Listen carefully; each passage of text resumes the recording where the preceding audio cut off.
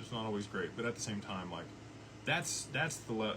And if we get that adoption, I mean, you can imagine if it is on the higher end, like I think it probably is, closer to $3 or $4 quadrillion being traded in derivatives, and that's being settled through XRP. It's a lot of money, like a lot of money. But you would need, supply and demand dynamics to push it to a price that had enough liquidity to be able to settle that. Realistically, as XRP burns and more of it's locked up,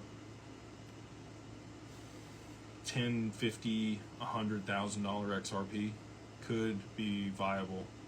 I don't think in the time frame that you mentioned there. I am aggressive in my time frame for adoption and price appreciation, but I really do think that's going to take till 2030. I said 5 years on the Bradley podcast, and I'm going to stick with that. I think around 2030 is when we see the maturity of these protocols and networks really being adopted at scale and implemented in that capacity for prices at that level. But if you can hang out 5 years and you got 1,000 XRP, just like you could hang out 10 years ago with 1,000 Bitcoin, you're doing pretty good. Spinny B says, Jake, thoughts on, I heard you mention last week that R3 is an XRP competitor. They're not a competitor. They're a Ripple competitor.